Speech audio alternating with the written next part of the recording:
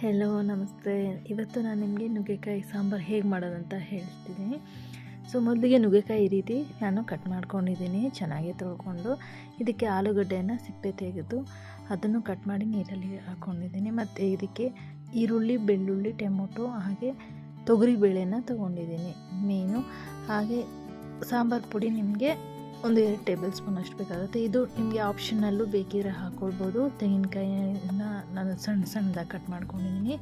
ಮೊದಲಿಗೆ ಕುಕ್ಕರ್ಗೆ ನಾನು ತೊಗರಿಬೇಳೆ, ಟೊಮೊಟೊ, ಈರುಳ್ಳಿ, ಬೆಳ್ಳುಳ್ಳಿ ಹಾಗೆ ಕಟ್ ಮಾಡಿರುವಂತಹ ಆಲೂಗಡ್ಡೆನ ಉಪಯೋಗಿಸ್ಕೊತಾ ಇದ್ದೀನಿ. ಹಾಗೆ ತೆಂಗಿನಕಾಯಿ ಸಣ್ಣದಾಗಿ ಕಟ್ ಮಾಡಿರೋದನ್ನು ಹಾಕಿ, ನೀರನ್ನು ಹಾಕಿ ಇದನ್ನು ನಾನು ಕುಕ್ಕರ್ನ ಕೂಗಿಸ್ಕೊತೀನಿ. ಇದು 1 ವಿಷಲ್ ಆಗೋಷ್ಟು ಕೂಗಿಸ್ಕೊಳ್ಳಿ.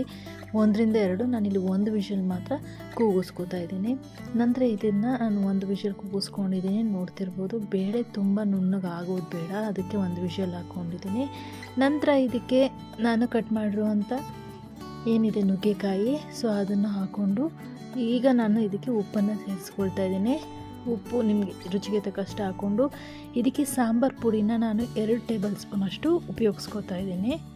ನಂತರ ಇದಕ್ಕೆ ಖಾರದ ಪುಡಿ 1 ಟೇಬಲ್ ಸ್ಪೂನ್ ಅಷ್ಟು ಹಾಕ್ಕೊಳ್ತಿದ್ದೀನಿ. ಯಾಕಂದರೆ ಸಾಂಬಾರು ಪುಡಿಲಿ ನಾನು ಖಾರ ಹಾಕ್ಕೊಂಡಿರೋದ್ರಿಂದ ಇದಕ್ಕೆ ನಿಮಗೆ ಖಾರ ಎಷ್ಟು ಬೇಕಾಗುತ್ತೋ ಅಷ್ಟು ಮಾತ್ರ ಹಾಕ್ಕೊಳ್ಳಿ. ನಂತರ ಇದಕ್ಕೆ ನೀರನ್ನು ಸೇರಿಸ್ಕೊಂಡು ಆದಷ್ಟು ನೀರು ಸ್ವಲ್ಪ ಜಾಸ್ತಿ ನಾನು ಇದಕ್ಕೆ ಹಾಕ್ಕೊಳ್ತೀನಿ, ಅಂದರೆ ಸ್ವಲ್ಪ ತೆಳುವಾಗಿರಲಿ ಅಂತ.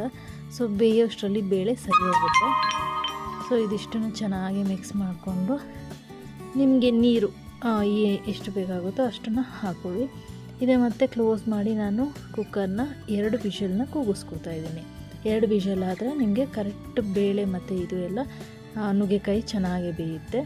ನಂತರ ಇದಕ್ಕೆ ಒಗ್ಗರಣೆನ ಸಾಂಬಾರಿಗೆ ಮಾಡ್ಕೊಳ್ತೀನಿ. ಮೊದಲು ಎಣ್ಣೆ, ಸಾಸಿವೆ ಹಾಗೆ ಕರಿಬೇವು ಮತ್ತು ಈರುಳ್ಳಿನ ಹಾಕ್ಕೊಳ್ತಿದ್ದೀನಿ. ನೀವು ಚೆನ್ನಾಗಿ ಫ್ರೈ ಮಾಡ್ಕೊಳ್ಳಿ. ಬೇಕಿದ್ರೆ ಇದಕ್ಕೆ ನೀವು ಇಂಗನ್ನು ಸೇರಿಸ್ಕೋಬೋದು. ಕೆಲವರಿಗೆಲ್ಲ ಡೈಜೆಷನ್ ಪ್ರಾಬ್ಲಮ್ ಮಸಾಲೆ ಇರೋದ್ರಿಂದ ಇಂಗನ್ನು ಬೇಕಾದ್ರೆ ಹಾಕ್ಕೊಳ್ಬೋದು. ಇದನ್ನು ನಾನು ಚೆನ್ನಾಗಿ ಮಿಕ್ಸ್ ಮಾಡಿ ಒಗ್ಗರಣೆ ಮತ್ತು ಇದನ್ನು ಸಾಂಬಾರಿಗೆ ಹಾಕಿ ಅದಕ್ಕೆ ಕೊತ್ತಂಬರಿ ಸೊಪ್ಪನ್ನು ಹಾಕಿ ಮಿಕ್ಸ್ ಮಾಡಿದ್ರೆ ನುಗ್ಗೆಕಾಯಿ ಸಾರು ರೆಡಿ. ನೀವು ಒಂದ್ಸತಿ ಇದನ್ನು ಮುದ್ದೆ ಮತ್ತು ರೈಸ್ ಜೊತೆನೂ ಸಹ ಟ್ರೈ ಮಾಡಿ, ತುಂಬಾ ಚೆನ್ನಾಗಿರುತ್ತೆ. Thank you so much.